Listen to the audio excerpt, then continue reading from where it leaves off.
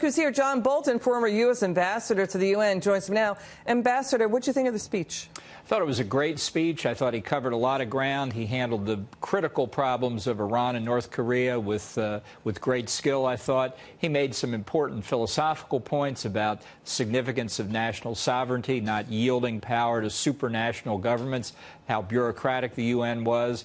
He went through his own axis of evil, and I thought it was a very compelling message. He made the case, particularly why the North Korean and Iranian nuclear threats are so critical. So what will be the fallout of it? How will the world react? Well, I think they're still collectively catching their breath after some of the things he said.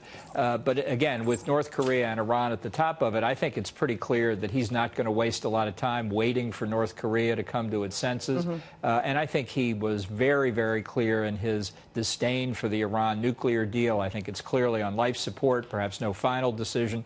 I'd be stunned if after this kind of speech we stayed in the deal after next month. He called President Obama's deal with Iran, quote, an embarrassment. But Democrats already criticizing the president for ratcheting up the rhetoric on North Korea.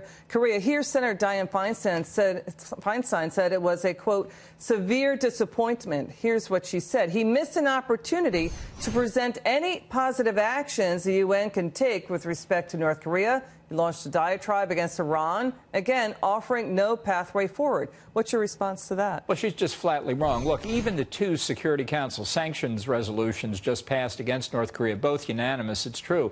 But the UN since 2006 has passed a dozen or 13 sanctions resolutions against North Korea. They've all been unanimous, and I would say their cumulative impact on the nuclear and ballistic missile programs has been negligible. So there's very little more the UN can do. There's nothing positive you can say about it. Susan Rice, Barack Obama's national security advisor, said that we had had 25 years of failure on North Korea. Yeah, so to your point, I mean, the president also thanked China and Russia for joining in the two unanimous votes for toughening sanctions on North Korea, right? But, you know, he's basically also pointing out a solution to the refugee problem. Let's take a listen. For the cost of resettling one refugee in the United States, we can assist more than 10 in their home region. Out of the goodness of our hearts, we offer financial assistance to hosting countries in the region, and we support recent agreements of the G20 nations that will seek to host refugees as close to their home countries as possible. This is the safe, responsible, and humanitarian approach. That's been discussed before, right? What do you think of that approach? Well, I think he's absolutely right. And let's be clear, you know, some are going to say that represents hard-heartedness and he's discriminating against Muslims because so many refugees come from Syria. What he stated was fundamental international humanitarian doctrine, that rule number one in dealing with refugees, whether from war or other conflict, natural disaster, rule number one is resettle the people in their homes, in their countries of origin. That's what's best for them. That's what Middle East leaders have also said is the right way to go, right? And that is what we should be doing. And I think he made the case, again, it's always important to make, how generous the United States has been in international humanitarian matters over the years and still is today in the Middle East. Let's get to North Korea. President Trump taking on North Korea, mocking its dictator Kim Jong-un in front of the UN General Assembly. Let's take a listen. Oh, we don't have it. So what did you make of the president's remarks about North Korea? Well, they were very strong. But I tell you, if we're to avoid the use of military force, China and North Korea have to understand that the threat is real. And the president made a fundamental point that applies to both North Korea and Iran when he said denuclearization is the only answer we will accept. Now, if they're not going to be prepared to do it voluntarily, there's only one other alternative. We've got the soundbite queued up now. Let's take a listen. Rocket Man is on a suicide mission for himself and for his regime. The United States is ready, willing, and able, but hopefully this will not be necessary. That's what the United Nations is all about. That's what the United Nations is for. Let's see how they do.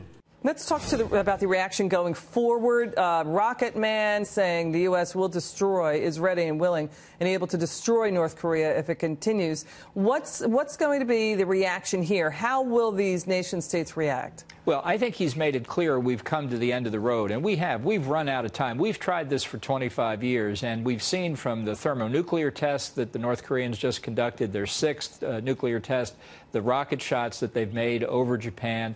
They are very close to an objective they've long sought, which is to be able to deliver nuclear weapons to targets all across the continental United States. We shouldn't wait for that to happen. So he served notice that we've about run out of time and that we're prepared to use military force. But his critics in the media are saying he's being bellicose and bombastic. He's going out. The issue is, are they acknowledging the danger of how this is on a knife edge, and if one of those missiles goes awry or goes off in the wrong direction, that's the danger, right? Yeah. Look, the president's job is to protect innocent American civilians, and we've tried this diplomatic approach for 25 years, and it's failed.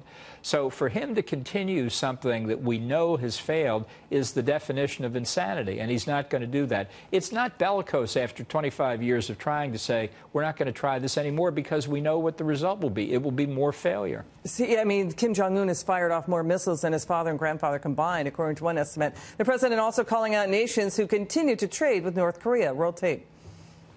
North Korea's reckless pursuit of nuclear weapons and ballistic missiles threatens the entire world with unthinkable loss of human life.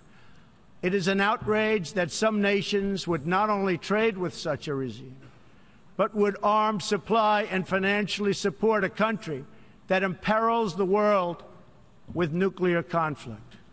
No nation on earth has an interest in seeing this band of criminals arm itself with nuclear weapons and missiles.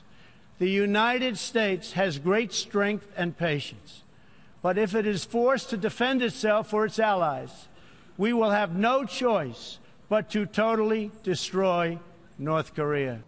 Saying it's an outrage effectively for Russia and China to continue to trade with North Korea, right? Look, if they don't understand how serious the president is, then there's no chance, in my view, of avoiding the use of force. Now, the president's taken a risk here because he's made a very clear threat, and the line that I think he should remember is never make a threat you're not prepared to carry out. I think he is prepared to carry it out. I hope the Chinese and the Russians limit it. He took another shot across their bows at the beginning of the speech when defending sovereignty. He said, we will stand by Ukraine and against efforts to make changes in the South China Sea. So a shot at Russia with respect to Ukraine, a shot at China in the South China Sea.